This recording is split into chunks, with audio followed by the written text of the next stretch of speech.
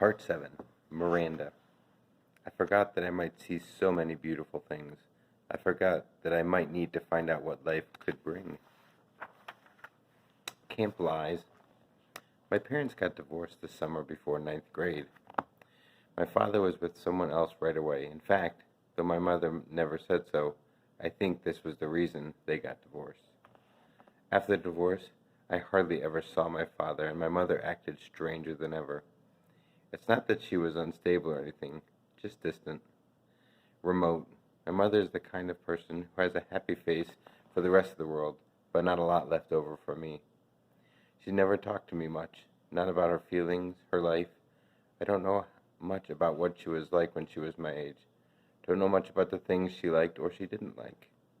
The few times she mentioned her own parents, who I never met, it was mostly about how she wanted to get as far away from them as she could once she had grown up. She never told me why. I asked a few times, but she would pretend she hadn't heard me. I didn't want to go to camp that summer. I had just wanted to stay with her to help her through the divorce. But she insisted I go away. I figured she wanted alone time, so I gave it to her. Camp was awful. I hated it. I thought it would be better being a junior counselor, but it wasn't. No one I knew from the previous year had come back, so I didn't know anyone. Not a single person. I'm not even sure why, but I started playing this little make-believe game with the girls at camp. They'd ask me stuff about myself, and I'd make things up. My parents are in Europe. I told them I live in a huge townhouse in the nicest streets in North River Heights. I had a dog named Daisy. Then one day I blurted out that I had a little brother who was deformed. I had absolutely no idea why I said this. It just seemed like an interesting thing to say, and of course the reaction I got from the little girls in the bungalow was dramatic. Really? So sorry. That must be tough. Etc., etc., etc. I regretted saying this the moment it escaped my lips, of course. I felt like such a fake. If Via ever found out, I thought she'd think I was a weirdo, and I felt like a weirdo. But I have to admit, that was a part of me that felt a little entitled to this lie. I've known Augie since I was 6 years old. I've watched him grow up. I've played with him. I've watched all 6 episodes of Star Wars for Christ's sake. So I talked to him about the aliens and bounty hunters and all of that. I'm the one that gave him the astronaut helmet he wouldn't take off for 2 years. I mean, I've kind of earned the right to think of him as my little brother. And the strangest thing is that these lies I told, these fictions, did wonders for my popularity. The other junior counselors heard it from the campers, and they were all over it. Never in my life have I ever been considered one of the popular kids in anything. But that summer in camp, for whatever reason, I was the girl everyone wanted to hang out with. Even the girls in Bungalow 32 were totally into me. These were the girls at the top of the food chain. They said they liked my hair, though they changed it. They said they liked the way I did my makeup, though they changed that too. They showed me how to turn my t-shirts into halter tops. We smoked. We snuck out late at night and took the path through the woods to the boys' camp. We hung out with the boys. When I got home from camp, I called Ella right away to make plans with her. I don't know why I didn't call Via. I guess I just didn't feel like talking about stuff with her. She would have asked me about my parents, about camp. Ella never really asked me about things. She was an easier friend to have in that way. She wasn't serious like Via.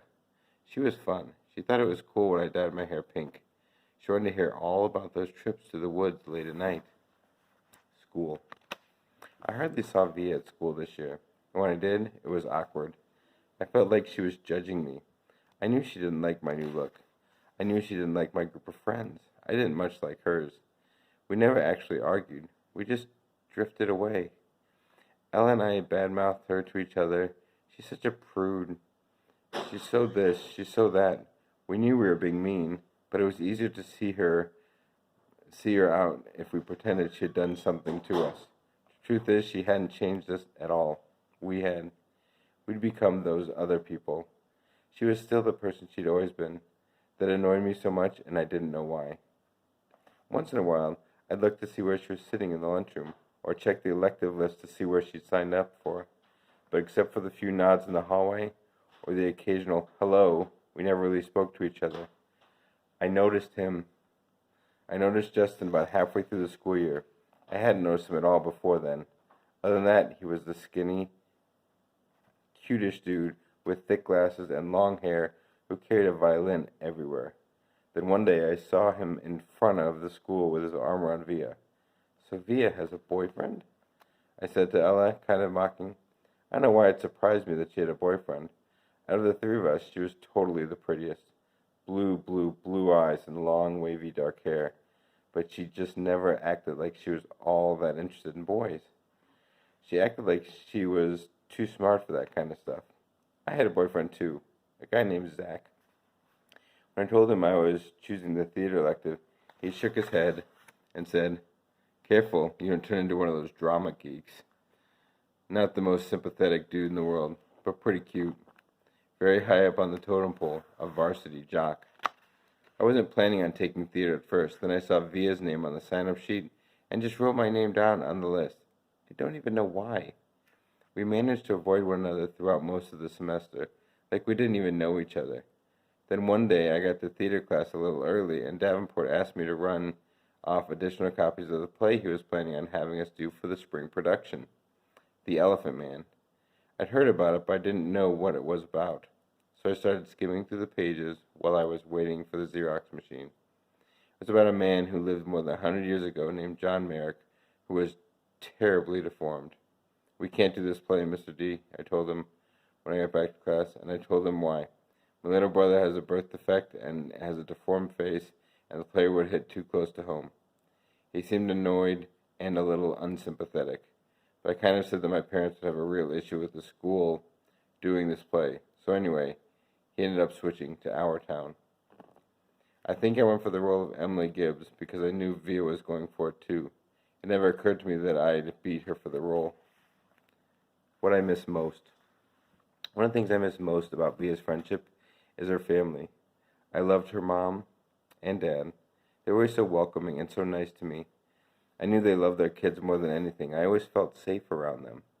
Safer than anyone else in the world. How pathetic that I felt safer in someone else's house than my own, right? And of course, I loved Augie. I was never afraid of him, even when I was little. I had friends that couldn't believe I'd go over to Via's house. "His face creeps me out," they'd say. "You're stupid," I'd tell them. "Augie's face isn't so bad once you get used to it." I called Via's house once just to say hello to Augie. Maybe part of me was hoping Via would answer. I don't know. "Hey, Major Tom," I said, using my nickname for him. "Miranda!" He sounded so happy to hear my voice. It actually kind of took me by surprise. "I'm going to a regular school now," he told me excitedly. "Really? Wow!" I said, totally shocked. I guess I had never thought he'd go to a regular school.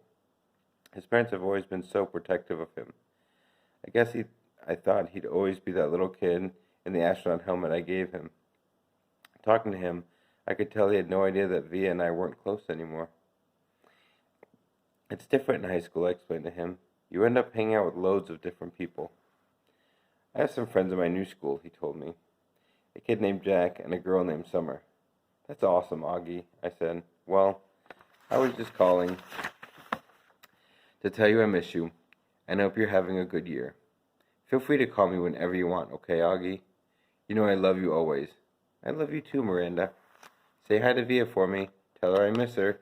"I will. Bye." Bye. Extraordinary, but no one was there to see. Neither my mother nor my father could see the play on opening night. My mother, because she had this thing at work, and my dad, because his new wife was going to have her baby any second now, and he had to be on call. Zach couldn't come on opening night either. He had a volleyball game against Collegiate he couldn't miss. In fact, he'd wanted me to miss the opening night so I could come cheer him on. My friends all went to the game, of course, because of their boyfriends were playing. Even Ella didn't come. Given a choice, she chose the crowd. So on opening night, no one was remotely close to me was even there. And the thing is, I realized in my third or fourth rehearsal that I was good at this acting thing. I felt the part. I understood the words I spoke. I could read the lines as they were coming from my brain and my heart. And on opening night, I can honestly say, I knew I was going to be more than good. I was going to be great. I was going to be extraordinary. But there would be no one there to see. We were all backstage, nervously running through our lines in our head. I peeked through the curtain at the people taking their seats in the auditorium. That's when I saw Augie walking down the aisle with Isabel and Nate.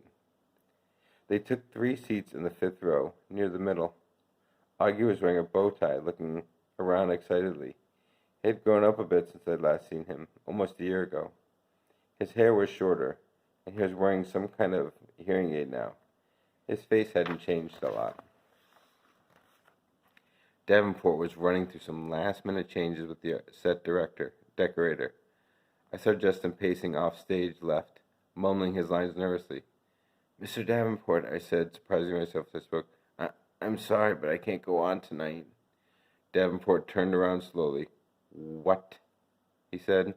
"I'm sorry." "Are you kidding?" I muttered, looking down. "I don't feel well. I'm sorry. I feel like I'm going to throw up." This was a lie. "It's just last-minute jitters." "No, I can't do it. I'm telling you." Davenport looked furious. "Miranda, this is outrageous." "I'm sorry." Davenport took a deep breath like he was trying to restrain himself. To be truthful, I thought he looked like he was going to explode. His forehead turned bright pink. "Miranda, this is absolutely unacceptable. Now go take a few deep breaths and—" "I'm not going on," I said loudly, and the tears came to my eyes fairly easily. "Fine," he screamed, not looking at me. Then he turned to a kid named David, who was a set decorator. "Go find Olivia in the lighting booth. Tell her she's filling in for Miranda tonight." "What?" said David, who wasn't too swift. "Go," shouted David. "It's in his face. Now!" The other kids had caught on what was happening and gathered around. "What's going on, Justin?" "Last minute change of plans," said Davenport. "Miranda doesn't feel well." "I feel sick," I said, trying to sound sick. "So why are you still here?" Davenport said to me angrily. "Stop talking. Take off your costume. Give it to Olivia, okay? Come on, everybody. Let's go, go, go!" I ran backstage to the dressing room as quickly as I could and started peeling off my costume. 2 seconds later, there was a knock, and Via half opened the door. "What's going on?" she said. "Hurry up, put this on," I answered, handing her the dress. "You're sick?" "Yeah, hurry up." Via looked stunned, took off her t-shirt and jeans, and pulled the long dress over her head. I pulled it down for her and then zipped up the back. Luckily, Emily Webb didn't go on until 10 minutes into the play, so the girl handling hair and makeup had time to put Via's hair up in a twist and do a quick makeup job. I'd never seen Via with a lot of makeup on. She looked like a model. "I'm not even sure I'll remember my lines," Via said, looking at herself in the mirror. "Your lines?" "You'll be great," I said. She looked at me in the mirror. "Why are you doing this, Miranda?" "Olivia." It was Davenport, hush shouting from the door. "You're on in 2 minutes. It's now or never."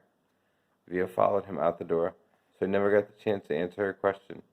I don't know what I would have said anyway. I wasn't sure what the answer was. The performance. I watched the rest of the play from the wings just off stage next to Davenport. Justin was amazing, and Via, and that heartbreaking last scene was awesome. There was one line she flubbed a bit, but Justin covered for her, and no one in the audience even noticed. I heard Davenport muttering under her breath, "Good, good, good." He was more nervous than all the students put together. The actors, the set directors, the lighting team, the guy handling the curtains. Davenport was a wreck, frankly. The only time I felt any regret, if you could even call it that, was at the end of the play when everyone went out for their curtain calls. Via and Justin were the last of the actors walking on stage, and the audience rose to their feet when they took their bows. That, I admit, was a little bittersweet for me. But just a few minutes later, I saw Nate and Isabel and Augie making their way backstage, and they all seemed so happy. Everyone was congratulating the actors, putting them on the back. It was the crazy backstage theater mayhem where sweaty actors stand euphoric while people come together to worship them for a few seconds. In the crush of people, I noticed Augie looking kind of lost. I cut through the crowd as fast as I could and came up behind him. "Hey," I said, "Major Tom," after the show. I can't say why I was so happy to see August again after so long, or how good it felt when he hugged me. "I can't believe how big you've gotten," I said to him. "I thought you were going to be in the play," he said. I wasn't up to it, I said, but Via was great. Don't you think so? He nodded. 2 seconds later, Isabel found us. Miranda, she said happily, giving me a kiss on the cheek, and then to August, don't ever disappear like that again. You're the ones who disappeared, Augie answered back. How are you feeling? Isabel said to me. Via told us she got sick. Much better, I answered. Is your mom here? Said Isabel. No, she had work stuff, so it's actually not that big of a deal for me, I said truthfully. We have 2 more shows anyway, though I don't think I'll be as good as Emily was tonight. Nate came over, and we had basically the same exact conversation. Then Isabel said, Look, we're going to have a late night dinner to celebrate the show. Are you feeling up to joining us? We'd love to have you. Oh, no, I started to say. Please, said Augie. I should go home, I said. We insist, said Nate. By now, Via and Justin had come over with Justin's mom, and Via put her arm around me. You're definitely coming, she said, smiling her old smile at me. She started leading me out of the crowd, and I have to admit, for the first time in a very, very long time, I felt absolutely happy.